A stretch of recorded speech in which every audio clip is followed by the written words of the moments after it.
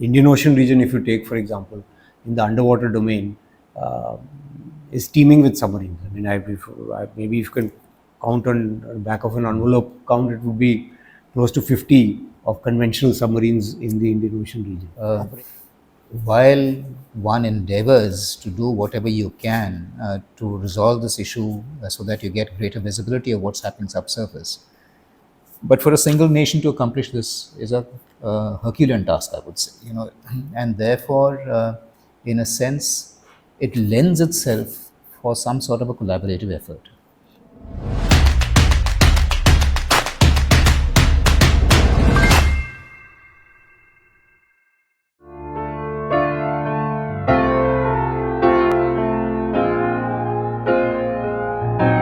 Good afternoon, everyone, and welcome to the next episode of Dablem Dialogues. I'm once again really proud and delighted to have as my guest Admiral Karambir Singh, the former Chief of Naval Staff.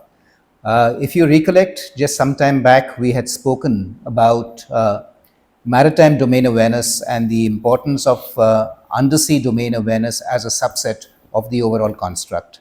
So today we thought that we would take a deeper dive into the underwater domain awareness part of it. So let me start, sir, by firstly thanking you for taking part in this discussion. And would you like to tell us about what is the criticality of underwater domain awareness in our context? Yeah, so in the last episode, we had talked about this cylinder of awareness, starting from the outer space and coming down to the surface and then underwater. So what I find is that the MDA, the UDA basically, is the most opaque and technologically complex part of MDA. And there are several reasons for that, which I'm sure we'll discuss.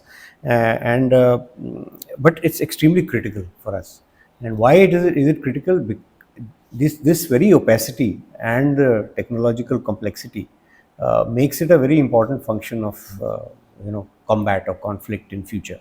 So when we look at UDA, criticality of UDA, there are several issues which are related to combat and some which are related to maritime security and even climate change, etc.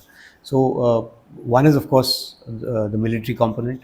But besides that, even in the military component, if we have to, say, for example, optimize our sensors, we need to do a lot of research and surveys to figure out what kind of propagation conditions exist, what kind of the bottom exists, what is the underwater topography, because all these are directly related to how the sensors perform, whether the bottom bounce takes place, how does the conversion zone takes place. So all these are all part of underwater domain awareness. In addition, like you mentioned, there are critical maritime infrastructure which is there, whether it's, and you have had a discussion in your previous episode on undersea cables, undersea pipelines. You'll have underwater data sensors. You'll have to protect them. So for that, you require underwater domain awareness. For climate change, the study and the knowledge of what all are the conditions, the kind of underwater the currents, etc., that are formed, the equatorial currents that are formed, the Indian Ocean dipoles, all these affect the climate change. So a knowledge of that will let us know what kind of we expect as far as climate change is concerned.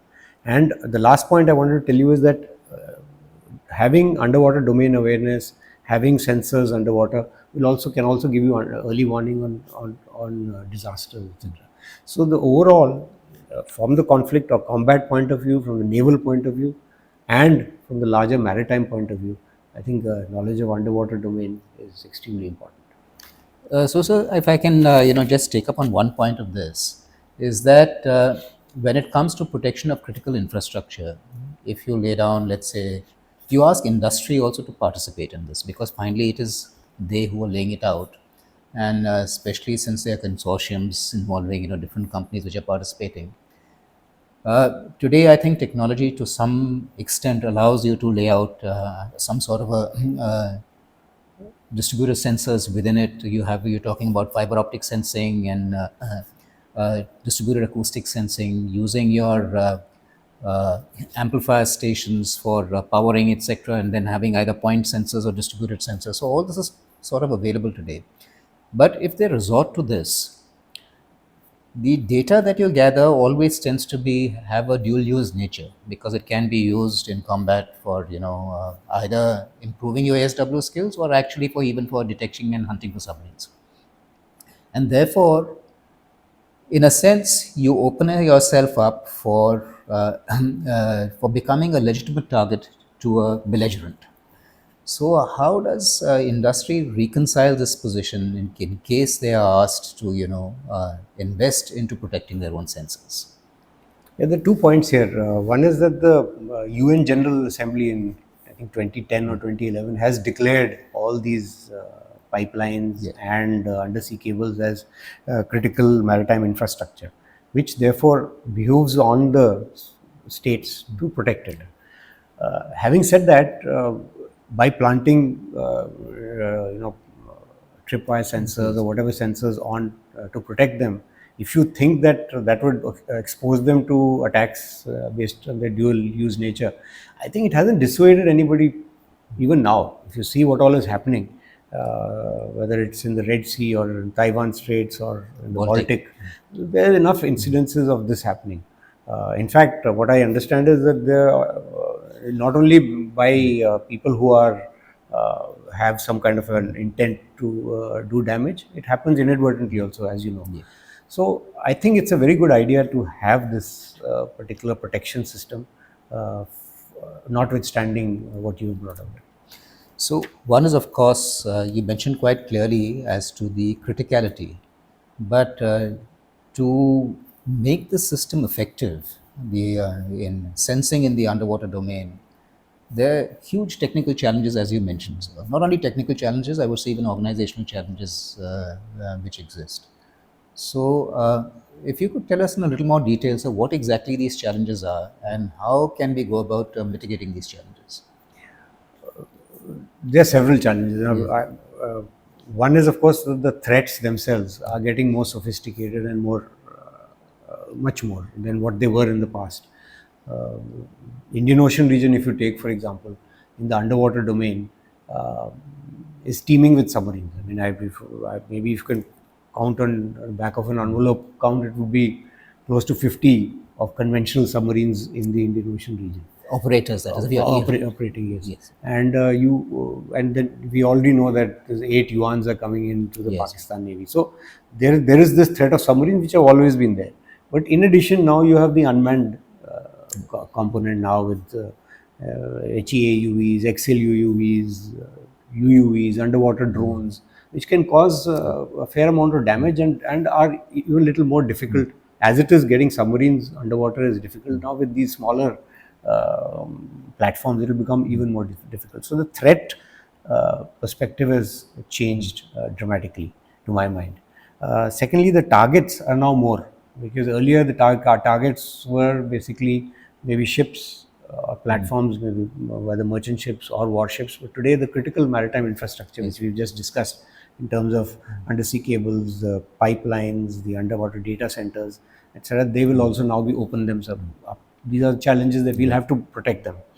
The terrain itself, if you look at overall, the size of, say, let's take the Indian Ocean region, the size of the Indian Ocean region and the difficult propagation conditions that exist. You're a submariner and I'm an ASW pilot, we know what we've encountered.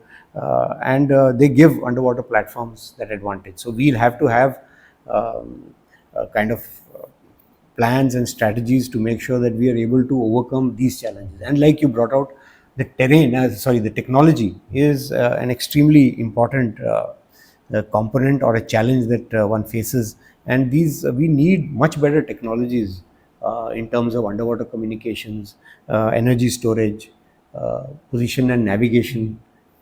Then on issues like networking, how do you do that, and the problem of pressure, because when we talk of seabed, 75% of the Indian Ocean region, for instance, is more than 3,000 meters. So you're encountering very High pressures, high pressures, like 300 times that atmospheric Mm. pressure. And then you have the additionally the problem of corrosion, which is because of our salinity.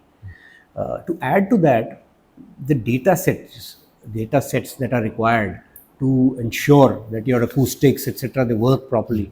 These are something that oceanic data sets are not really, they're pretty scanty, and they're also sort of scattered.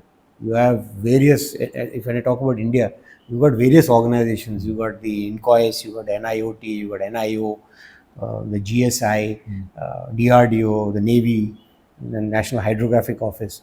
All these are, there is no central repository for this ocean acoustic data, which is very important, very critical for So that's a structural issue, yeah, really. optimizing Yes. sensors Yes, sir. and getting a kind of a centralized knowledge Yes. of what is happening in the underwater domain. So, if you see the area of the Indian Ocean, 70 million square kilometers, it's, as you mentioned, it's a colossal area.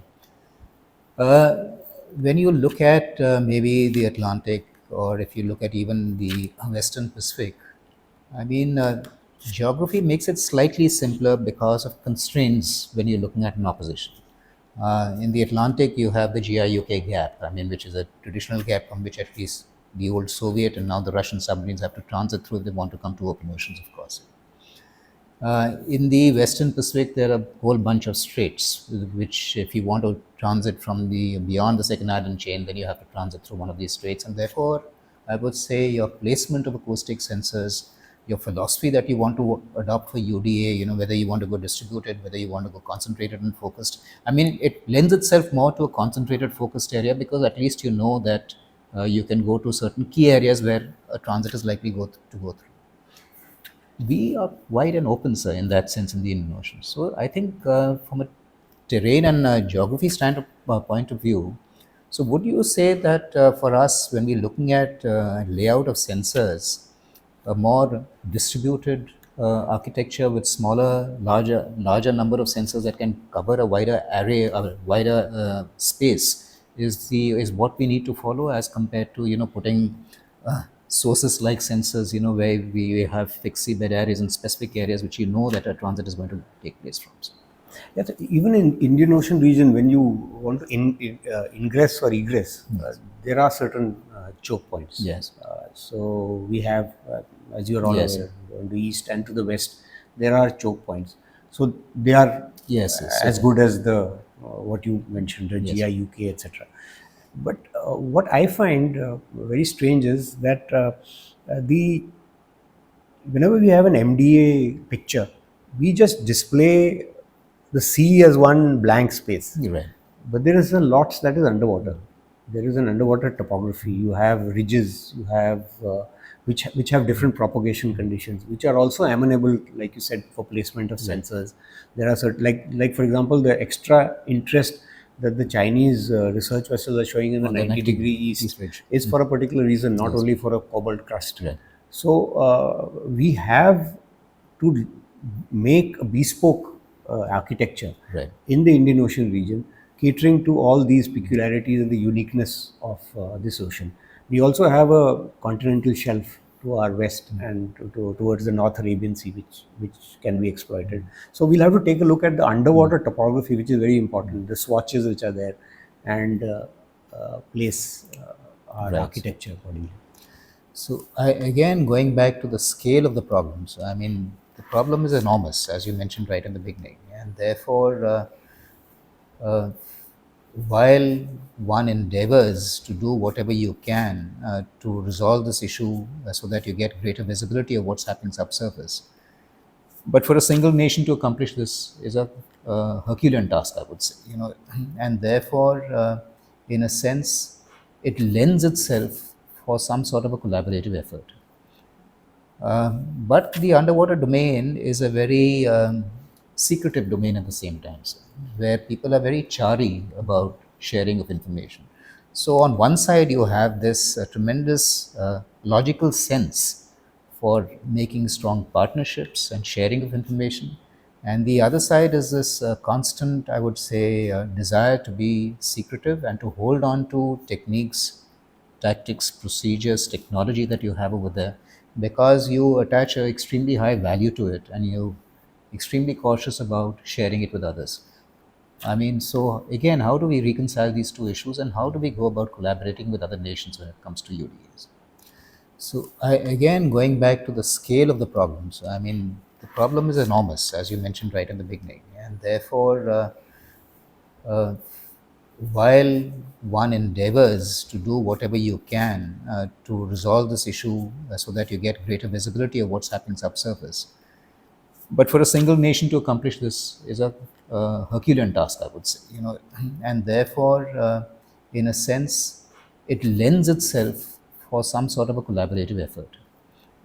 But the underwater domain is a very secretive domain at the same time, so, where people are very chary about sharing of information. So, on one side, you have this tremendous logical sense for making strong partnerships and sharing of information. And the other side is this constant, I would say, desire to be secretive and to hold on to techniques, tactics, procedures, technology that you have over there, because you attach an extremely high value to it and you're extremely cautious about sharing it with others. I mean, so again, how do we reconcile these two issues and how do we go about collaborating with other nations when it comes to UDAs? You're very right in all this. In fact, to add to the kind of things that you are loath to Yes. share is the data, that oceanic acoustic data that Yes. one has. So nations are much more circumspect. They want Yes. to share, especially do partnership in underwater domain awareness. And there have been, I've attended certain seminars or conferences where they've said that let's park the UDA outside MDA. But to my mind, there are a couple of arguments that I have that support the fact that UDA has to also form, not the entire UDA, but a lot of UDA can be shared. First, because the MDA and UDA are linked very closely. Now, by watching a surface picture, if you see the, say, Chinese research vessels in a particular area, unless you correlate what is underwater, then you start understanding what they are up to. It's not only the cobalt crust that they are looking at. They have been carrying out a lot of acoustic experiments on the 90 degrees east for deep sea sound velocity profiling. They have also done calculations of convergence zones, and so all this can only happen if you can correlate the surface picture with what is there underwater. Underwater. Similarly, now we've had situations where ships have dragged their anchors on top of undersea cables and for gone for nearly several nautical miles at high speeds. So if we find that we have, and if this is known where the undersea cables are, we could perhaps on the surface have traffic separation schemes or some kind of control so that we don't do after post-mortem of what has happened. We are able to prevent all this. So what I'm trying to get at is there's a close interlinkage between MDA and UDA. Therefore, to my mind, as a start, I think we should start at least in our MDA pictures, start displaying what are the underwater cables, pipelines, infrastructures, assets, underwater topography, even things like, to my mind, the migratory fish species, the way they are moving, that will help you understand how the IUU fishing is operating. So, if you want to have a larger and a better understanding, maritime domain understanding, at least part of that, of the UDA, there are some sensitive issues which you have brought out, which cannot be shared, which nations will be finding it difficult to share or they would not like to share. So as a start, to my mind, I think, say the IFC IOR must, I think, have a seabed domain awareness vertical section which helps nations understand why and of what is happening on the surface. So that is one point. And there are certain good partnerships and good practices that some have worked, some haven't worked. Like, for example, the Singapore had started that SSIP, Submarine Safety Information portal, Yep. in which they said that let's all share the movement of deep draft vessels and the movement of anchored oil rigs, so that we can prevent submarine Collisions, accident, etc. because those keep shifting. Yeah. That somehow hasn't gained too much traction, but I think that is one of the good initiatives, in addition to indicating what is there in the underwater domain in our MDA picture. Similarly, we, whatever be the reason that UDA nations will not be very happy sharing them. But the fact is, knowing the complexity, the size, like you mentioned, we need to aggregate capacities and capabilities. And here we have other good examples, like, for example, the Quad. The Quad has got a task force on protection of Undersea cables. undersea cables, etc. Instruments like then- ISET, Indus, and the new one which is under the Asia Autonomous Systems Industry Alliance. Yes. So there is an Indian Ocean Maritime Tech Initiative under Asia. So that part addresses some of the technological problems. The US and India are also sharing best practices on CONOPS. So I feel that is the way to go, and we need to collaborate. Actually, my dream would be that we need to collaborate across the entire spectrum of this UDA operating environment. Whether it is, we're talking about fixed sensors or tripwire sensors, the moving sensors, I mean the platforms, networking, usable data sets, and if the final peak would be to have analysis and fusion centers which work together.